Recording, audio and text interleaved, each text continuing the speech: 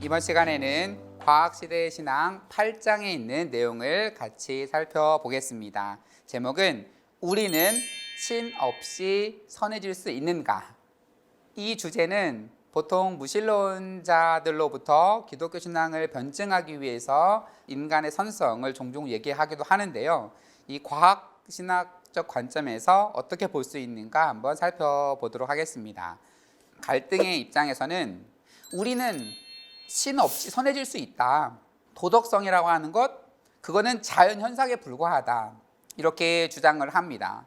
그래서 진화 생물학은 인류의 도덕성마저도 온전히 자연주의적인 방식으로 설명 가능하다라고 이야기를 합니다. 도덕성이라는 게 뭔가 신적인 요소가 들어와야 존재할 수 있는 그런 것이 아니라 인간의 도덕성은 진화 과정의 산물에 불과하다.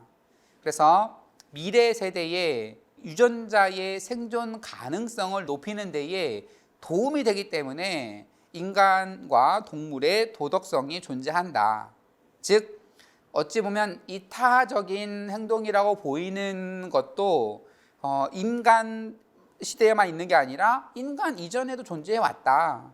일개미 같은 경우는 자신의 번식이라는 걸 포기하면서 공동체의 그 번식에 기여한다라고 하는 그런 모습을 보면서 어찌 보면 자기 희생을 하는 게 아니야? 이타적인 행동을 하는 게 아니야? 라고 하는 그 여지가 인간 이전에도 존재해 왔다라고 하는 거죠. 왜냐하면 그것이 진화 과정의 유전자의 번식에 도움이 되기 때문이다.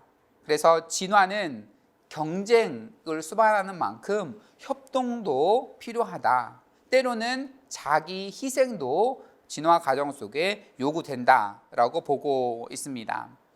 가장 적합한 개체보다 가장 적합한 유전자 집단이 살아남게 되죠. 다윈은 이제 자연 선택을 이야기를 했죠. 물론 다윈은 그 유전자가 뭔지 모르던 시대에 살았던 사람이고요. 그런데 지금은 이제 유전자 선택을 이야기를 합니다. 자신을 구성하는 유전자를 후대에 더 많이 남기는 방식으로 진화를 설명하고 있는 거죠.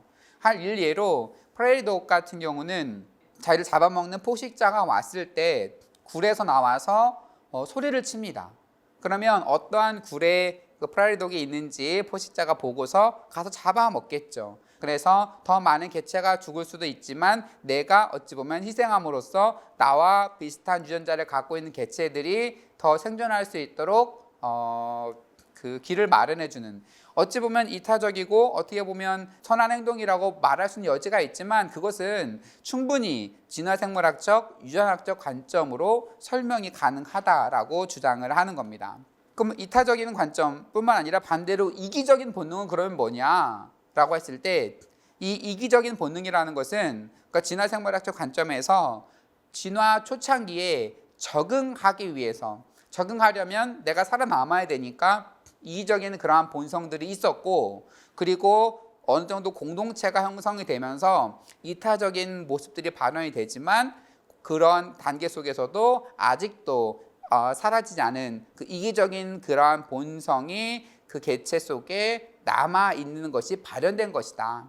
그래서 진화생물학적 관점으로 이타적인 것과 이기적인 것들을 다 설명할 수 있다. 이렇게 주장을 합니다.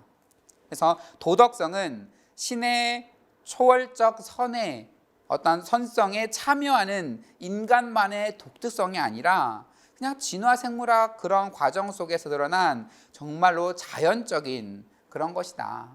그래서 선성, 이타성 이런 거를 가지고 신을 설명하거나 신앙을 설명하는 것은 무의미하다. 그건 전적으로 자연적으로 그리고 진화 과정으로 설명이 가능하다라고 이제 무신론자들이 주장을 하고 있습니다. 그렇다면 이제 분리의 입장에서 도덕성이 온전히 자연적으로만 설명이 될 수 없다라고 하는 거죠. 도덕성이 진화 과정의 자연 선택의 산물이라면 왜 새로운 무신론자들은 신을 믿는 것이 옳지 않다고 주장을 하는가라고 하는 거죠.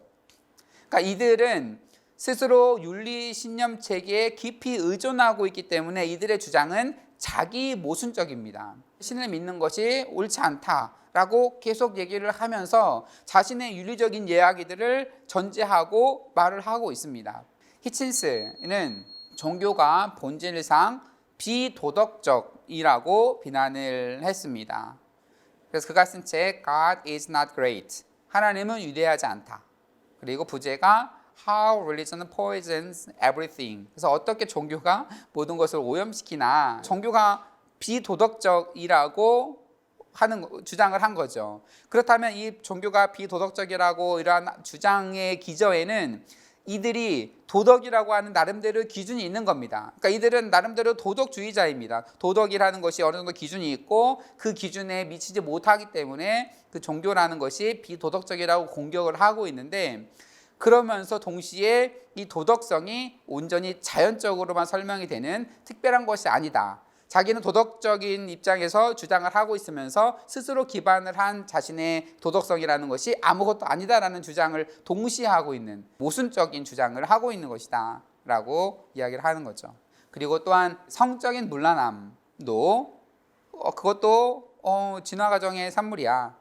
그리고 정반대인 금욕주의적인 것도 그래, 그것도 진화 과정의 산물이야. 사실 너무나 다른 이 정반대의 이야기를 하나의 원리로 설명하려는 그 자체가 너무 공허하게 들린다라고 봅니다. 그래서 유전자 선택 이 하나만으로 모든 것들을, 정반대인 것들을 다 설명하는 것보다 도덕적 명령들이 본질적으로 선하기 때문에, 그 본성상 선하기 때문에 순종해야 된다라고 보는 것이 더 논리적이지 않을까라고 이야기를 하는 거죠. 그러면서 도덕 발전을 분리 입장에서 세 단계로 나누어 설명을 합니다. 첫 번째는 도덕 발전의 전 인습적 수준입니다. 여기에서는 보상과 처벌로 인해서 작용 활동을 하게 되는 거죠. 이러한 단계는 진화적 적응으로 설명이 가능합니다. 하지만 그 다음 단계인 도덕 발전의 인습적 수준에 넘어오게 되면 가족이 구성이 되고 학급이 형성이 되고 클럽, 교회 등을 통해서 나름대로 어느 단체에 소속하게 되는 것, 이것도 나름대로 부분적으로는 진화적 적응으로 진화 과정에 유리하기 때문에라고 나름 일부 설명할 수 있는 여지는 있지만 온전히 설명하기에는 불가능합니다. 그리고 세 번째 단계는 도덕 발전의 후인습적 수준입니다. 여기에서는 진리, 사랑, 정의, 평화를 추구하는 것, 이것은 진화적 적응에 반대됩니다.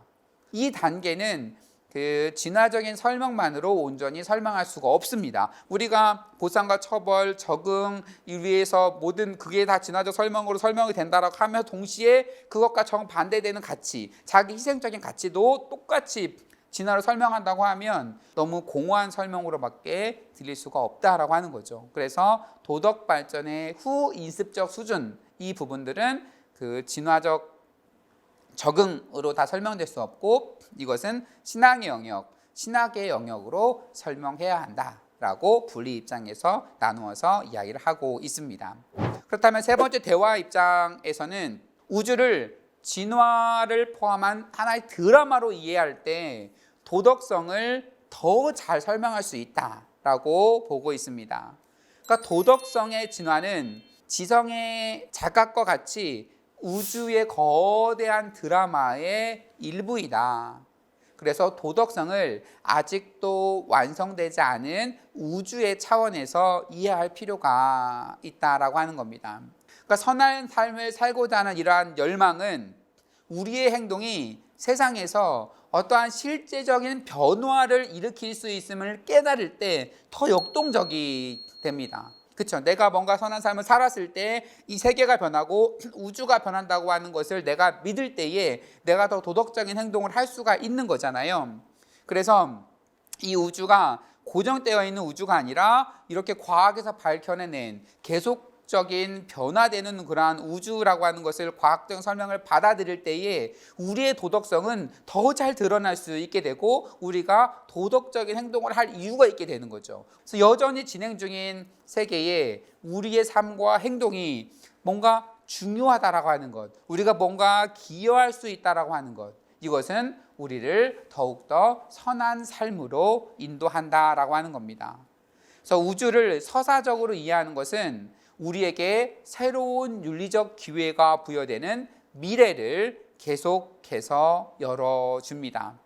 도덕적인 열망도 지능과 자유를 탄생시킨 것과 동일한 극적인 우주적 자각의 한 부분입니다. 우리의 도덕적인 삶은 그 이상의 존재가 되고자 하는 이 거대한 우주적인 움직임의 일부이기 때문에 우리를 산출한 그 드라마의 진취적인 추진력으로부터 우리는 벗어날 수가 없습니다. 우리는 미래를 향해 끝없이 움직이는 우주를 지능, 도덕적인 열망, 미적인 추구의 형태로 우리는 경험할 수 있게 됩니다. 정리를 해보면 즉 갈등 입장에서는 우리는 신 없이도 선해질 수 있다. 선이라고 하는 것, 이타성이라고 하는 것도 진화 과정의 산물이다 라고 하면서 애써 신을 부정하려고 하는 입장에 있는 거고요. 분리 입장에서는 갈등 입장의 그 무신론자들의 주장은 자기 모순적이다. 그 선성이라고 하는 것도 진화 과정의 산물에 불과하고 적응에 불과하다고 하면서 나름대로 계속해서 공격하잖아요. 그리고 이들이 신을 믿는 것은 비도덕적이다라고 주장을 하는데, 그렇다면 이들도 나름대로 도덕이라고 하는 것이 나름대로 기준을 가지고 있고 이 도덕성이 온전히 진화 과정의 산물이고 별거 아니라고 설명하면서 자기들은 도덕적이라고 하는 그런 기준을 가지고 종교를 평가하고 있다라고 하는 자기 모순적이다라는 설명을 하면서 동시에 도덕 발전을 전 인습적 수준, 인습적 수준, 후 인습적 수준으로 나눠서 진화적 적응으로 전 인습적인 적응의 단계는 설명할 수 있고, 그리고 그 다음에 소속감, 인정 그런 것들로 일부는 설명할 수 있지만 진리, 사랑, 정의, 평화를 다루는 후인습적인 도덕성까지는 진화로 설명할 수가 없다. 이 부분은 신앙 영역, 신학의 영역이다 라고 나누어서 이야기를 하고 있고요. 그리고 대화의 입장에서는 과학에서 말하는 그동안 모든 것, 그런 것들로 다 수용합니다. 그렇지만 그러면서 이렇게 변화적인 그 과정 속에서 필요에 의해 생겨났다라고 하더라도 우주를 받아들일 때에 우리가 더 실제적으로 더 도덕적으로 될 수가 있다. 내가 도덕적으로 하는 행동이 그 뭔가 실제적인 변화의 과정에 참여하는 것이다 라고 인지하게 될 경우에 우리는 더욱더 도덕적인 사람이 될 수가 있다. 그래서 진화적인 설명들을 받아들이는 것이 우리의 도덕성을 키우는 데에 더 도움이 된다. 이렇게 과학과의 조화의 관계 속에서 설명을 하고 있습니다. 네, 이렇게 해서 8장에 대한 설명을 마치도록 하겠습니다. 감사합니다.